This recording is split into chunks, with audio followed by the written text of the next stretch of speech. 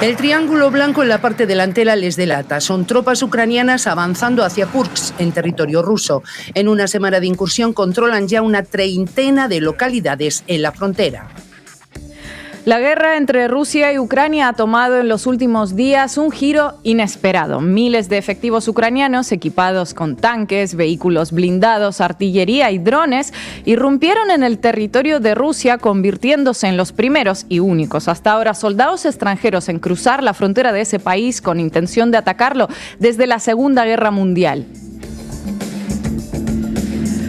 Los soldados rusos estaban tomando café en el bosque cuando nuestro vehículo blindado Stryker, Made in USA, se llevó por delante su mesa. Matamos a muchos de ellos el mismo primer día. No estaban armados y los tomamos por sorpresa, contó un soldado de una unidad ucraniana a Financial Times. La mayor apuesta ucraniana, la invasión de Rusia, la aventura, una jugada maestra. Los titulares de grandes medios de información destilan euforia belicista en comprensión en partes iguales. ¿Cuál es el objetivo de la jugada maestra? Mientras se barajan distintas teorías, el presidente ucraniano Volodymyr Zelensky vaticina la inminente caída del régimen de Putin. La incursión en Kursk marcará la catástrofe de su guerra, dice.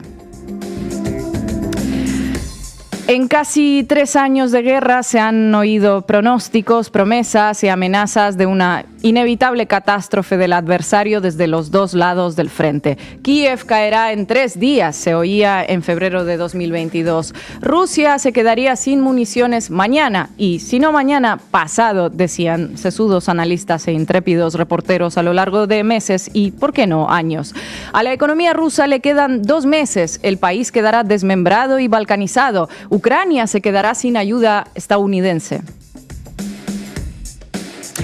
Bueno, nada de esto sucede, pero sí en algo tiene razón Zelensky. Todo es una auténtica catástrofe. Para Ucrania en primer lugar, como el Estado fallido que ya es, pero también para Rusia, con Putin reforzado, con la guerra como pegamento nacional y nacionalista y Occidente como el gran enemigo.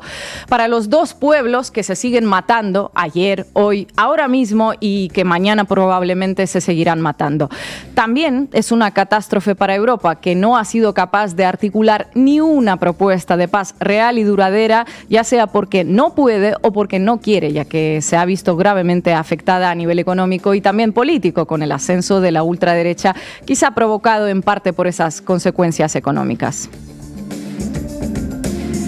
Tras aquella anunciadísima ofensiva del pasado verano que fue un fracaso, tras saber cómo hemos sabido que las negociaciones de paz en 2022 fueron boicoteadas una y otra vez, tras comprobar que las sanciones contra Rusia no han tenido los efectos que buscaban, sino más bien los contrarios, podemos creer que este nuevo episodio es el punto de inflexión, el momento crucial, el turning point que lleva tanto tiempo anunciándose.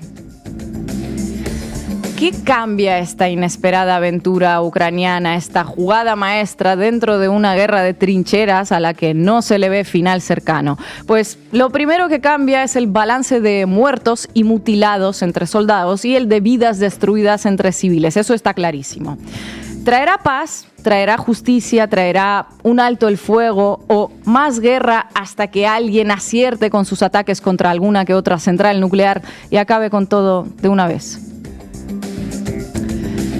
Hoy en La Base hablamos de la incursión de las tropas de Ucrania en Rusia y de lo que puede seguirle. Bienvenidos y bienvenidas. La Base.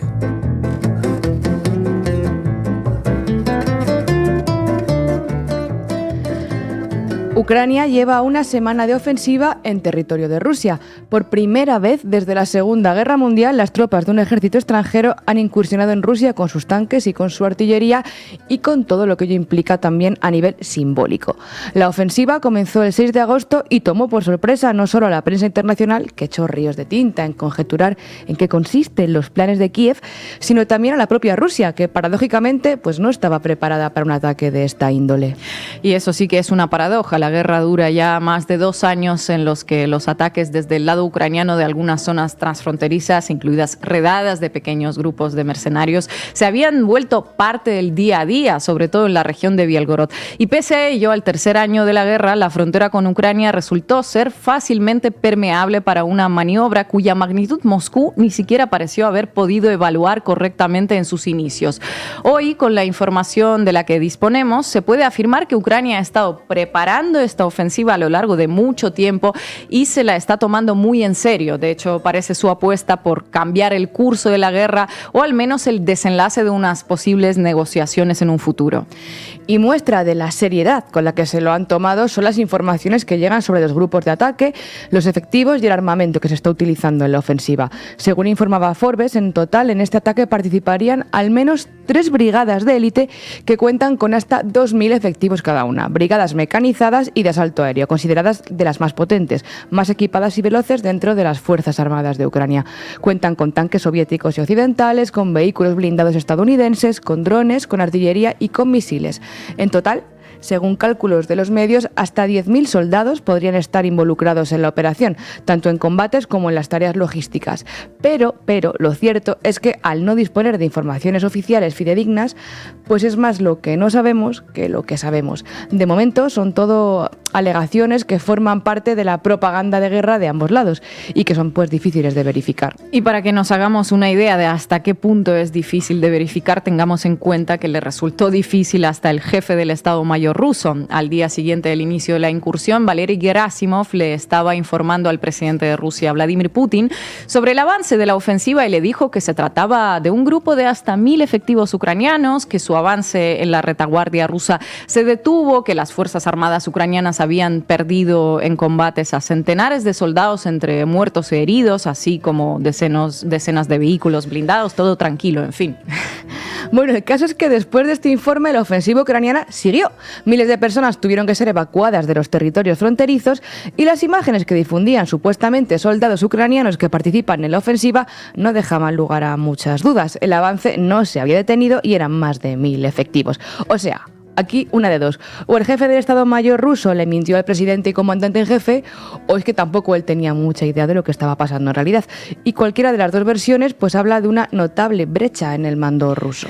Total, que ayer en una nueva reunión de Putin con sus funcionarios, el gobernador interino de la región de Kursk admitió que las tropas de Ucrania han logrado hacerse con el control de al menos 28 localidades y un territorio de 12 kilómetros de largo y 40 kilómetros de ancho. Unos 2.000 civiles, según sus informaciones, se encuentran bajo la ocupación ucraniana. Otros 120.000 habían abandonado el territorio, mientras unas 60.000 personas están a la espera de la evacuación. Todos son cifras oficiales, con lo cual posiblemente podrían estar retocadas a la baja. Y igual que los datos oficiales ucranianos podrían estar retocados al alza.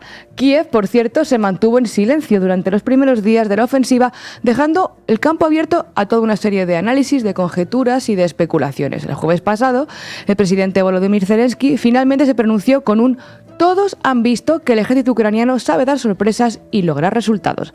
Ayer mismo su jefe de Estado Mayor de la Defensa, Alexander Sirski, le informó de que Ucrania ya estaba controlando nada menos que 1.000 kilómetros cuadrados de territorio ruso. Bueno, luego se lo preguntaremos a Naya Sanso, que estará hoy con nosotras, pero el dato parece algo exagerado porque, por lo que se ha podido ver, los soldados ucranianos se mueven en pequeños grupos móviles que se adentran en localidades, se retiran después y lo que parece estar haciendo Kiev en sus cálculos es sumar todos esos kilómetros que sus tropas han logrado recorrer dentro de Rusia.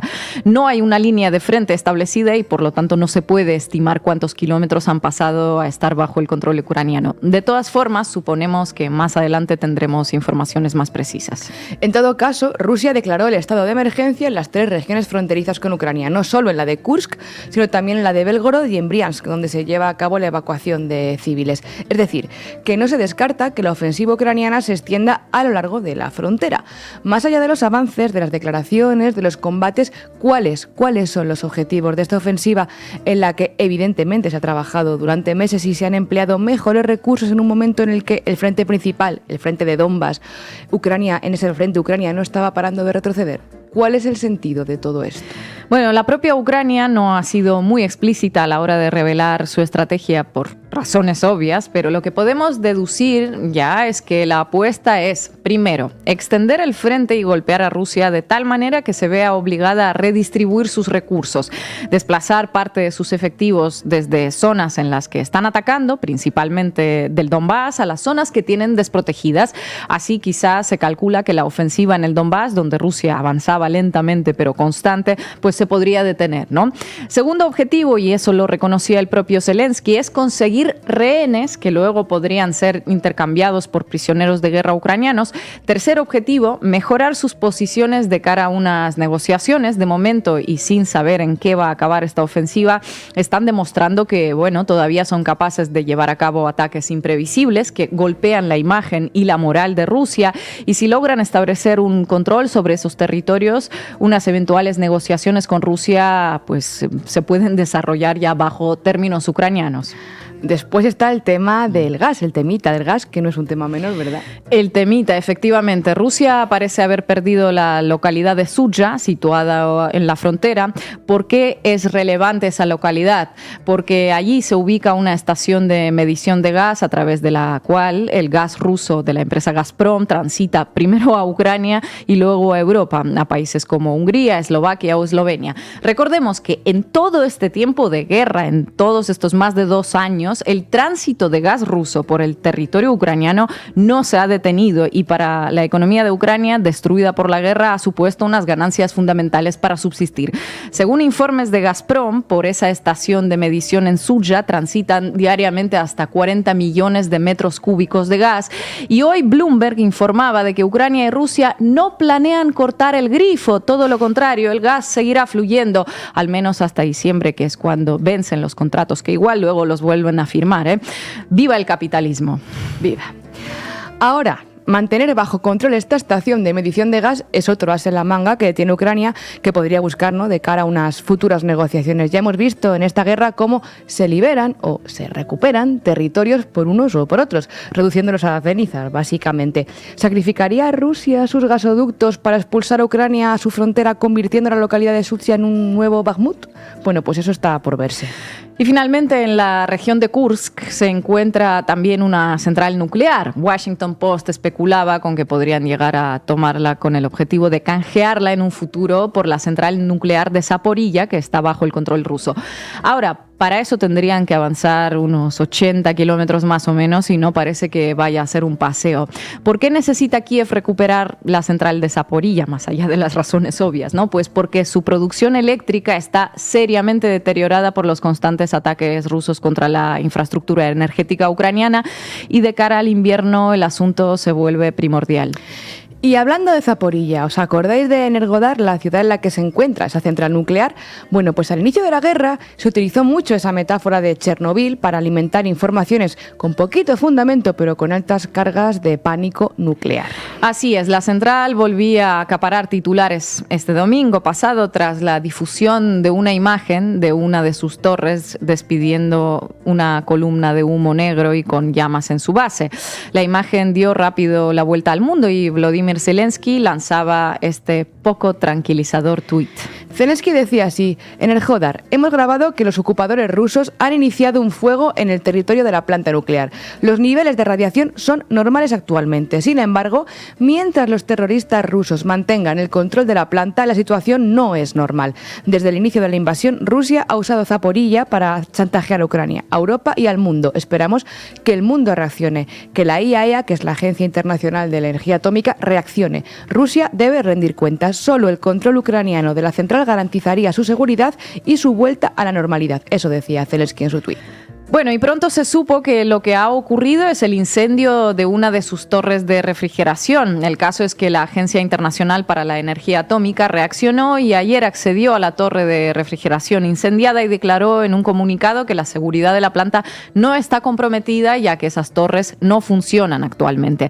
Tampoco encontraron restos determinantes de lo que pudo producir ese incendio, ni rastro del material radiactivo alrededor, ni de los neumáticos quemados, que que se decía que fueron el inicio de la misma, ¿no? La agencia ha recogido pruebas, en todo caso, para seguir investigando. La empresa estatal de energía nuclear rusa, Rosatom, apuntaba a 2 impactos de drones ucranianos que habrían provocado llamas dentro de la estructura. Pero, por otra parte, como vemos, Ucrania señala a Rusia, actual ocupante de la central. Como les decíamos, la central de Zaporilla, la mayor central nuclear de Europa, que proporcionaba una quinta parte de la energía eléctrica a Ucrania, fue tomada a inicios de la invasión de 2022 por Rusia y se ha mantenido en sus manos desde entonces. Pero ni es Chernóbil ni se le parece, afortunadamente. Afortunadamente, porque Zaporilla, para empezar, no tiene el mismo reactor que la famosa central. Y estaría bien aclarar, como ya lo hiciste en su momento, Ina, en un vídeo de público muy detallado, que no es tan sencillo tener la precisión y la fuerza para alcanzar los 2 reactores que se mantienen activos, porque la central, recordamos, lleva años sin funcionar a plena capacidad. El nivel de radiación y la extensión en ese caso tampoco sería comparable al de la catástrofe de 1986, aunque lógicamente pues sería un desastre ecológico, que duda cabe, y por supuesto también sería un desastre para sus trabajadores y trabajadoras. Pero vaya, que el pánico nuclear es parte de esta estrategia de tensión y de discursos al más puro estilo telón de acero. El problema, insistimos, aquí es que Chernóbil, antes que una serie de moda, fue un desastre terrible. Y la Guerra Fría, antes que historias de espías y teléfonos rojos, fue la consecuencia de una guerra mundial. Así que conviene ser serios con lo que ocurre y cómo se informa, porque de pánico pues ya vamos bien servidas. Gracias. Efectivamente, precisamente en línea con esto que dices y volviendo a la incursión ucraniana en suelo ruso, entonces, ¿son reales estos objetivos de los que estamos hablando? ¿Qué resultados a corto y plazo podríamos ver? Bueno, es pronto para saberlo, la noticia está en desarrollo, muchos análisis militares coinciden en calificar esta ofensiva ucraniana como una aventura, una apuesta que puede salir muy bien o puede salir muy mal también. De momento, a corto plazo, se logró subir la moral de los comentaristas ucranianos y de los patrocinadores de la guerra, pero cuanto más avancen en el interior de Rusia, más larga es la cadena logística. ¿Podrán sostener eso? Bueno, ahí está la duda precisamente. Si Rusia los consigue bloquear por detrás, pues Ucrania perderá sus mejores cuadros que ya escasean.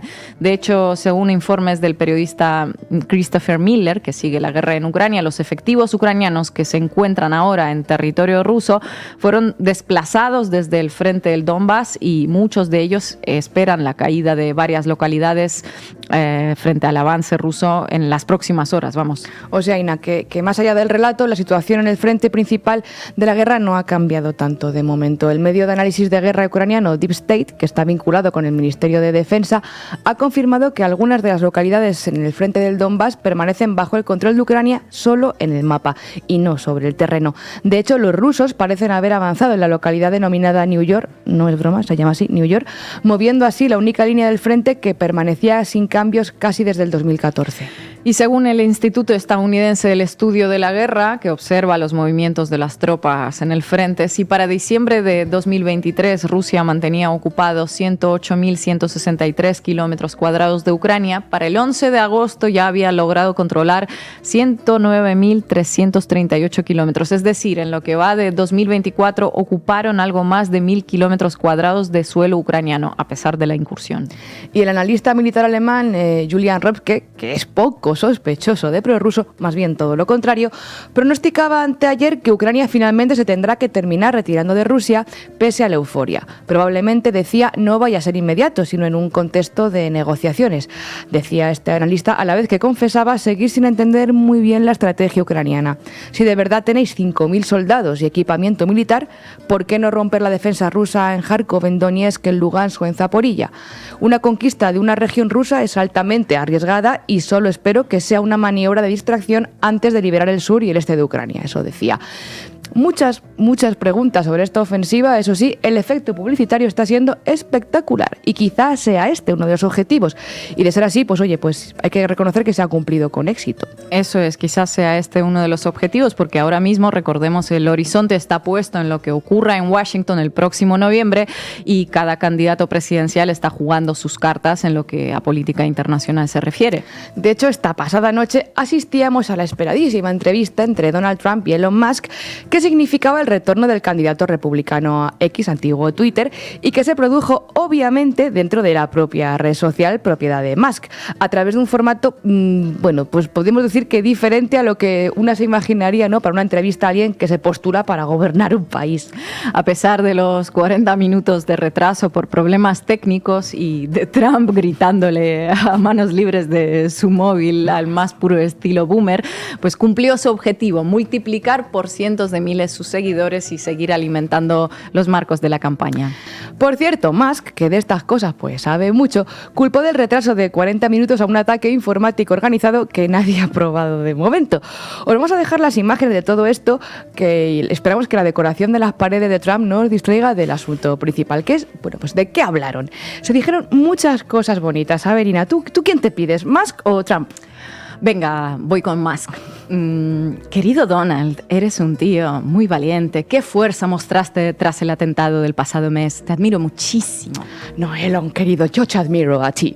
Tú eres el valiente que despediste a esos trabajadores que pedían mejores condiciones de trabajo. Malditos vagos, que me montáis una huelga, pues a la puta calle todo. Ay, gracias, querido Donald.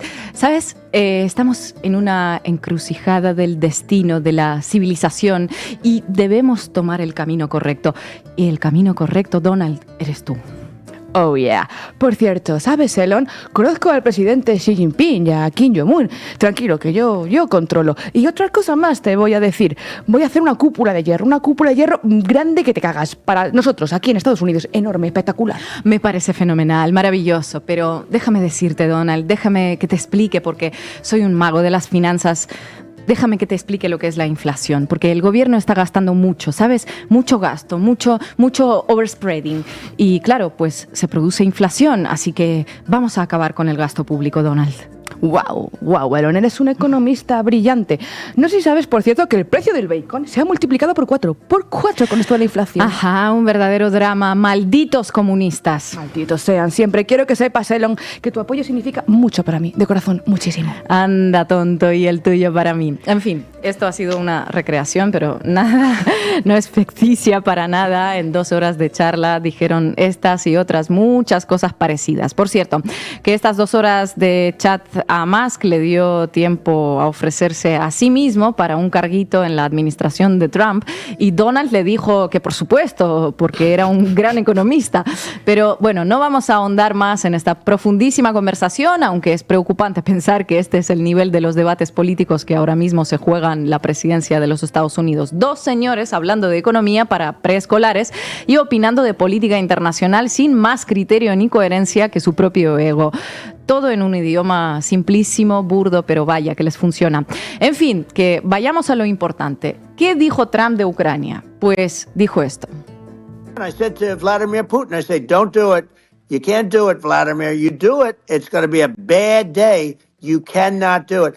And I told him things that what I do, and he said, no way. And I said, way. And you know, it's the last time we ever had the conversation. He would never have done. I got along well with him. I hope to get along well with him again. You know, getting along well with them is a good thing, not a bad thing. Le dije, no lo hagas, no puedes hacerlo, Vladimir. Y él me dijo, no way. Y yo le dije, way, vaya. Que dice que si por él fuera, pues que se podría haber prevenido la guerra, dada su estrechísima relación con Vladimir Putin. Alta diplomacia. Trump también volvió a tirar de clásicos, como su discurso en contra de la inversión en la OTAN. También señaló la debilidad de Ucrania en el frente e instó a acabar con la guerra, pero como veremos, el suyo es un discurso contradictorio con el de otros miembros de su partido que estaban esta misma noche en Kiev. Es que sí, porque mientras Trump recuperaba su juguetito en Twitter, como dice Ina, los senadores republicanos Lindsey Graham y Richard Blumenthal estaban en Kiev, mostrando todo su respaldo a Zelensky con esta operación y su apoyo también, por supuesto, a la continuación de la guerra. Escuchemos a Graham. What I think about Kursk, bold, brilliant, beautiful. Keep it up. Putin started this, kick his ass. Bottom line is to the administration, I appreciate your support. Let these people fight. Give them weapons they need to win a war they can't afford to lose. Cuando pienso en Kursk, bold, beautiful, brilliant, audaz, brillante, hermosa, Putin empezó esta guerra, hay que patearle el culo, o deja a esta gente pelear, darles armas. Finísimo análisis. Además, el otro senador Blumenthal respaldó a su compañero de viaje con una afirmación parecida. Queremos transmitir a la administración de Estados Unidos un mensaje de que debería darle a Ucrania más flexibilidad y autoridad para usar las armas proporcionadas para los ataques más profundos, más allá de las líneas que existen ahora. O sea, que esas tesis de que a Rusia le conviene que en noviembre ganen los republicanos, tampoco se sostienen viendo estas imágenes. Pues claro que no. Una cosa es lo que dice Trump en Twitter y otra cosa es lo que se termina aprobando en la Cámara de Representantes mes a mes. Y lo que conviene a la industria de guerra que envía sus misiles a Kiev o a Tel Aviv, por ejemplo. Una cosa también es lo que Elon Musk hace, ¿no?, cuando hace el cuñado en su red, y otras son los fondos buitre internacionales que van a hincharse los bolsillos a costa de la guerra, de la economía de guerra y de la reconstrucción. Y en eso, pues mira, tanto montan tanto unas que otros, me temo. Bueno, habría que ser muy ingenua para pensar que Donald Trump es una especie de pacificador. La misma ingenuidad que pensar que Vladimir Putin es un desnazificador. O un libertador. Y también habría que ser muy ingenua para creerse que Kamala Harris hará algo distinto a Biden con el genocidio en Palestina. En fin, pero espérate, Ina, que esto todavía ha traído cola a día de hoy. Hace unas horas ha aparecido John Bolton, recordemos, mítico político republicano, ex consejero de Seguridad Nacional en la anterior administración de Trump, en la CNN, y le han preguntado sobre esta conversación que dice Trump que tuvo con Putin. Y ha dicho esto, escuchadle. Well, I think Trump's making that up. He certainly didn't have that conversation with Putin when I was in the White House. I don't believe he had it before then. I can't really speak to what came after. But this is another case of Trump making things up that it's hard to prove or disprove. He can say he had some private conversation at a dinner at a G20 meeting or something like that. I don't think it happened. And I don't think that there was really an occasion for Trump to have that conversation, but it fits the persona that Trump thinks he has. Vamos, que dice el Mr. Bigote que la famosa charla de Donald Trump con su amigo Vladimir es un invent y que para Putin Trump es una easy mark, vamos, una presa fácil, un tonto útil. No way. Mientras Washington sigue celebrando la incursión en Kursk y dotándole de esa épica necesaria tanto hacia adentro como hacia afuera de Estados Unidos, en estos momentos pues esa épica también sigue, ¿no? Era la que hacía tiempo que había perdido Zelensky en sus tours mundiales, ¿no?, en busca de apoyos, y también es la épica que necesitan los demócratas para seguir azuzando su teoría esa de que están llevando a cabo una guerra justa y que hay un choque de civilizaciones. En ese sentido, John Kirby, el portavoz del Departamento de Defensa de Biden, decía ayer lo siguiente, decía: la OTAN está rodeando a Putin y el apoyo a la OTAN y a Estados Unidos a Ucrania prueba que esto es una guerra de Occidente contra Rusia. Es la OTAN contra Rusia, es Estados Unidos contra Rusia.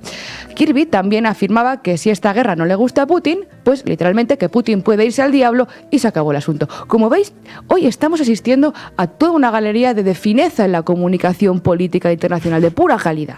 Y hablando de comunicación de calidad, se me ocurre la OTAN. Este domingo el País entrevistaba a Javier Colomina, ex vicesecretario general de la Organización para Asuntos Políticos y Política de Seguridad y flamante nuevo representante de la OTAN para el flanco sur.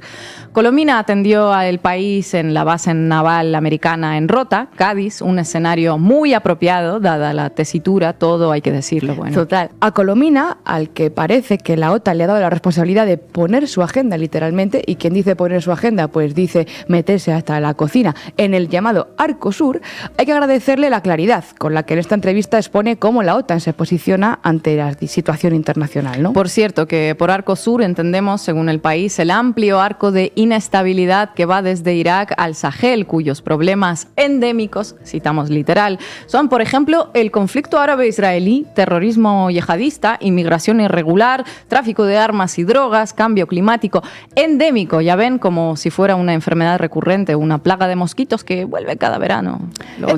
Endémico. Pero tranquila, Ina, que ya dijo Colomina que el este de East Vostok es la principal prioridad de la alianza. Literalmente dice que Rusia forma parte del ADN de la alianza y que representa una amenaza inminente que tiene una respuesta directa. Y cuando se le pregunta por el doble rasero entre Rusia e Israel, Colomina dice lo siguiente, ¿no? Dice que en Ucrania es un país que decide agredir, en el caso de Ucrania, un país decide agredir a otro sin ninguna justificación. Hay un culpable y una víctima al margen de consideraciones históricas o culturales. Pero en Gaza, ojo, se produce primero, dice Colomina, un ataque terrorista y una reacción legítima, reconocida por la Carta de Naciones Unidas y por la comunidad internacional.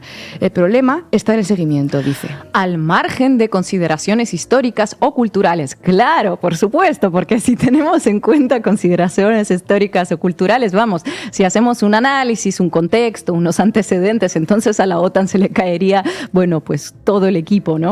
Lo que pasa, compañera, es que hace ya tiempo que si analizas una guerra justo a partir de ahí, ¿no?, de las consideraciones históricas o culturales, pues oye, entonces te llaman propagandista. Porque todo el mundo sabe que Israel y Palestina no tienen historia más allá del 7 de octubre y que en el este de Ucrania, pues todo el mundo vivía en paz y armonía hasta febrero de 2022, ¿verdad? En fin, aunque Colomina afirma también que a la guerra de Ucrania, bueno, pues le espera un fin tarde o temprano, pues nosotras nos gustaría decir que ojalá sea pronto, como dice él. Nos sumamos, pues, Colomina, a ese deseo. Vicesecretario, ojalá que sea antes de que Ucrania quede arrasada por completo y que por fin se juzgue a sus responsables, a todos sus responsables. En todo caso, cuidado, Sahel, calienta que sales, porque la amenaza del Sahel, dice este portavoz de la OTAN, está ahí, y en el Sahel nos jugamos mucho y podría ser un nuevo teatro de operaciones. Por eso afirma que una de las lecciones que hemos sacado desde la OTAN en los últimos años es que hay que trabajar con los países de la región, tratar que sean ellos quienes afrontan estos retos y ayudarles con asesoramiento e instrucción. Traducción. Trabajar con países de la región y ayudarles con asesoramiento e instrucción, en el caso de la OTAN, suele significar, desde hace medio siglo, intervenir en sus asuntos internos, desestabilizarlos, armarles una guerra y destrozarlos: Yugoslavia, Libia, Irak, Afganistán, Yemen o Ucrania. En 2023, el estudio The Cost of War de la Universidad de Brown calculaba el coste de los conflictos armados post-11 de septiembre en el mundo y estimaban que 940.000 personas habían muerto como consecuencia directa de la violencia bélica y otros 3.800.000 por causas indirectas. También calculaban 38 millones de desplazados y refugiados de guerra. Y una cosa interesante también de este estudio que comenta Ina es que afirma que la mayoría de la inversión de Estados Unidos en los llamados esfuerzos de reconstrucción en Irak o en Afganistán se invirtieron en realidad en armar a fuerzas de seguridad y que gran parte del dinero que iba a estar dedicado a la ayuda humanitaria y a la reconstrucción de la sociedad civil terminó malgastado en operaciones fraudulentas o criminales o directamente, bueno, pues se perdió. Así que lo digan como lo digan, lo cuenten como lo cuenten, aquí no nos salen las cuentas. According with the law of war, it's perfectly possible. There is no contradiction. I could retaliate or I could fight against the one who fights against me from his territory. The risk of escalation, I'm sure, will be put on the table by some. Bueno, y hoy contamos en llamada telefónica con nuestra analista geopolítica de confianza, Naya Sanso Ruiz de Azúa, miembro de Colectivo Geopolíticas y experta en la región ruso-ucraniana. Naya, buenas tardes, muchísimas gracias por acompañarnos en la base. Te quería preguntar una evaluación de lo que está pasando ahora en Kursk, de esta incursión ucraniana, si compartes los análisis de los principales medios de información, ¿qué es lo que ves ahí? Bueno, lo primero que hay que decir es que ha sido una sorpresa para Rusia. Rusia no esperaba tener que defender la región de Kursk. Hace una semana estaríamos hablando de que Rusia consolida sus posiciones en el frente más importante, el del Donbass, y que avanza incluso en esas zonas en las que no había podido hacerlo desde 2014, sobre esa parte más fortificada del frente que salió de la guerra del Donbass de 2014-2015. Esa operación, el inicio de la operación ucraniana ha supuesto un cambio sobre todo en el discurso, en el relato y en de qué estamos hablando. Ya hemos dejado de hablar de la posibilidad de negociaciones, que era algo que se venía repitiendo durante varias semanas, y hemos pasado de una parte de la prensa ha pasado a cierto triunfalismo, otra parte de la prensa, especialmente la parte más nacionalista, nacionalista en Rusia ha pasado a cierto fatalismo, ese desastre que se percibe de cómo Rusia no ha sabido defender o fortificar esa frontera. La frontera entre los tres países, habría que incluir también a Bielorrusia, donde siempre se habla sobre si puede haber operaciones militares. Es una frontera muy, muy extensa en la que puede pasar este tipo de cosas. No sé si decir porosa, no hay unas fortificaciones como si hay en el resto del frente. Estamos viendo estos días muchas imágenes, unas reales y otras alteradas digitalmente, de soldados ucranianos en localidades rusas, incluso alegando que están acercándose a la central nuclear de Kursk, que esa imagen parece ser falsa. El resto de imágenes, incluso las que son reales, la presencia de soldados ucranianos en ciertas zonas no implica control. El tipo de operación que está realizando Ucrania, que en parte demuestra su creatividad, que no son solo capaces de utilizar grandes columnas blindadas, sino que también son capaces de utilizar grupos mucho más móviles, que son capaces de entrar, irrumpir, infligir bajas y pérdidas en las fuerzas rusas y retirarse a zonas con más facilidades logísticas. Esa presencia implica que toda esa zona es una gran zona gris, no necesariamente control ucraniano. Tenemos que ver a partir de ahí. Se habla de que Ucrania está comenzando a atrincherarse, a intentar crear esa línea del frente que Syrskyi alega que ya existe. Nada indica que a estas alturas haya una línea del frente establecida. Hay presencia ucraniana en muchas zonas de esa parte de la frontera ruso-ucraniana, en la región de Kursk, pero no hay un frente realmente establecido. Veremos si lo hay en las próximas semanas, veremos cuál va a ser el efecto de la reorganización que está haciendo Rusia, de la forma con la que va a reaccionar a esta irrupción ucraniana en Kursk, y veremos también cuál es la tendencia en el resto del frente. Rusia ha retirado al menos algunas unidades del frente de Donbass, que es absolutamente prioritario para Moscú, pero por el momento no está teniendo un efecto negativo para las tropas rusas, que siguen avanzando, aunque lentamente, como lo han hecho hasta ahora. Tenemos que ver qué quiere Ucrania. Ucrania ha demostrado ser capaz de hacer este tipo de operaciones, de llevar la guerra a territorio ruso, y ha creado cierta imagen de desestabilización, especialmente a base de narrativa y de discurso. ¿Va a conseguir un objetivo estratégico de control del territorio? Es muy difícil, para empezar por el tipo de guerra que está haciendo, pero sí que ha conseguido extender aún más el frente, y veremos si con esto quiere intentar repetir esta operación en otras zonas del frente, o llevar a cabo operaciones que también ha entrenado en el pasado, como sería, por ejemplo, un desembarco en Energodar hacia la central nuclear de Zaporozhye, de la que también estamos hablando esta semana. Tenemos que ver cuál es la evolución. No se puede hablar de esos 1.000 kilómetros que Syrskyi alega que Ucrania controla en territorio ruso. Tenemos que ver cuál es la evolución. Por el momento son pequeños grupos muy, muy móviles, y que son mucho más difíciles de detectar para Rusia que una columna blindada. Por lo tanto, tenemos que esperar unos días y evitar un poco este análisis de las primeras 24 horas que se lanzaron a hacer los medios en el momento en el que las tropas ucranianas cruzaron la frontera rusa. Hola Naya, encantada de tenerte aquí en la base. Justo hoy hablamos también en el programa sobre ese incendio que se produjo en la central nuclear en Zaporilla el domingo, y tú que sigues de cerca todo esto, ¿qué teorías se manejan ahora mismo sobre el incendio de Zaporilla? Bueno, en este caso las teorías son muy simples y son las que siempre se han repetido.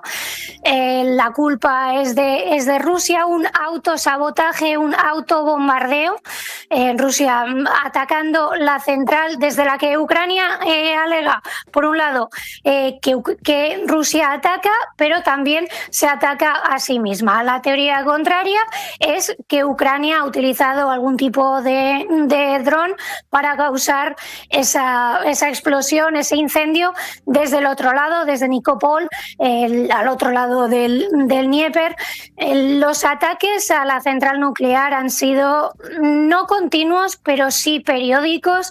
Se han producido a lo largo de estos 2 años y medio. Rusia controla esta central desde marzo de 2022. Ha habido ataques de artillería que Ucrania siempre ha alegado que eran ataques rusos, sin explicar muy bien cuál puede ser el objetivo de que Rusia ataque la central nuclear que está bajo su control. Hay otras centrales nucleares en Ucrania que no son atacadas por artillería, pero Zelensky nos quiere convencer de que la única que se encuentra bajo control ruso, esa es la que la artillería y los drones rusos pretenden atacar. Es difícil de creer, pero es algo que se ha aceptado como posible en los medios, que se han centrado en esa teoría o en la de las partes se acusan mutuamente de haber provocado un incendio. La realidad es que la central nuclear de Zaporozhye en Energodar es ahora más importante para Ucrania de lo que lo era hace 2 años y medio. Rusia ha atacado las infraestructuras eléctricas ucranianas desde 2022, pero hasta ahora, hasta este año, había sido la distribución eléctrica. Este año se ha centrado más en la producción eléctrica. Por lo tanto, disponer de esa producción energética de la central nuclear, que ahora mismo no está bajo su control, sería importante para Ucrania para evitar cortes de luz que se están produciendo ya y que podrían empeorar para el invierno. Por lo tanto, que se empiecen a producir ataques y que, por ejemplo, Zelensky diga que la única garantía de seguridad de la central es que la central retorne a control ucraniano, parece una casualidad excesiva, especialmente cuando la versión ucraniana es que Rusia se ataca a sí misma. Es algo que hemos visto en Donbass durante muchos años, esos autobombardeos que no eran factibles, no tenían ningún sentido, y que Ucrania tampoco ha intentado explicar por qué Rusia se bombardeaba a sí misma y por qué Rusia ataca la única central nuclear en territorio ucraniano que se encuentra bajo su control. Tiene toda la pinta de ser un argumento para que Zelensky vuelva a insistir en que Rusia tiene que devolver el control de la central a Ucrania, y lo hace ahora como garantía de seguridad nuclear, pero la realidad es que Ucrania necesita esa producción eléctrica. Naya, estábamos comentando también ahora la visita a Kiev de los senadores republicanos, de Lindsey Graham y Richard Blumenthal. Estaban ahí celebrando la incursión, diciendo que brillante, a seguir así. Viendo ese entusiasmo, ¿crees que queda guerra para rato? Bueno, el entusiasmo de Lindsey Graham por la guerra en Ucrania no puede ser signo de nada, porque ha sido así desde hace muchos años. Les recuerdo unas navidades visitando Shirokino en la zona de Mariupol, mucho antes de que gran parte de los expertos que ahora nos hablan de la guerra supieran dónde estaba siquiera Shirokino. Sí que es verdad que estos movimientos de Ucrania dejan ver que la guerra tiene tirón para rato. Lindsey Graham hablaba de que Ucrania pudiera disponer de pilotos estadounidenses ya retirados para los F-16. Él siempre va a hablar de escalada. No quiere decir que vaya a producirse, pero sí que este tipo de operaciones, este tipo de victorias, aunque en parte sean solo mediáticas, dan aliento a esos sectores que abogan por más guerra, por más escalada y por negar la diplomacia, esa que parece la única línea roja de esta guerra. Sí que es verdad que las declaraciones que estamos viendo en las últimas horas no animan tampoco a pensar que esto vaya a ser, como dicen algunos, el canto de cisne de Ucrania, ese intento de mejorar su posición en las negociaciones para finalmente negociar. Tampoco por parte de Rusia parece seguir sobre la mesa esa oferta. La guerra sigue teniendo financiación, sigue teniendo personal y por lo tanto ahora mismo la diplomacia parece muy, muy complicada. Naya, no sé si has tenido la oportunidad de leer una entrevista que le hacía El País a Javier Coromina, al flamante nuevo responsable de la OTAN para lo que llaman el Arco Sur. Y bueno, él habla del Sahel, ¿no? ¿Tú crees que el Sahel, cambiándote de tercio, podría ser un nuevo objetivo, un nuevo teatro de operaciones para la OTAN a pocos años vista? Si la OTAN nunca le faltan objetivos y nunca le faltan escenarios, y si no los hay, los crea. Evidentemente, hace mucho tiempo que sabemos de la presencia rusa en República Centroafricana, en Mali, se habla de Burkina Faso, se habla de Níger, no necesariamente con datos sobre la mesa.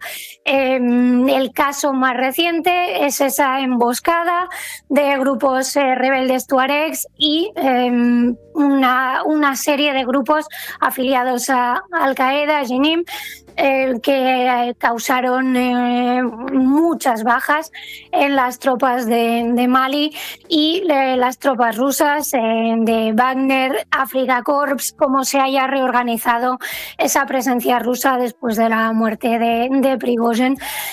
Vimos también unas declaraciones o no del GUR, de la inteligencia militar ucraniana, hablando de que los rebeldes habían obtenido toda la información que necesitaban, dando a entender que Ucrania había participado en la preparación de ese ataque. Lo pudimos leer en la prensa generalista ucraniana. Al día siguiente, Yusuf más o menos se desdijo. ¿Cuál es la relación real entre ese peso de Ucrania en esa zona? Es básicamente nulo. Parece una jugada más para la propaganda, pero es evidente que en cualquier zona del mundo en la que esté Rusia va a haber una respuesta de la OTAN, sea política, mediática o se intente transformar en militar. Ahora mismo no parece que pueda ser posible. En cualquier caso, llama la atención que se comente el frente del Sahel en la misma entrevista que se habla de Ucrania, que se habla de cómo Rusia está en el ADN de la OTAN.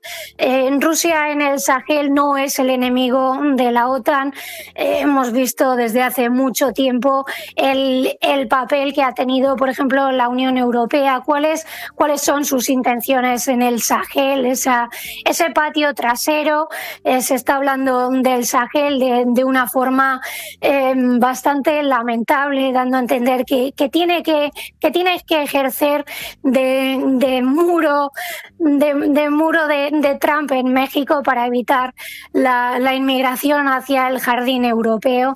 Se está tratando al Sahel, que es una zona que tiene muchos problemas de seguridad y que no merece ser ni moneda de cambio ni escenario para que la OTAN y Rusia se disputen en nada en absoluto.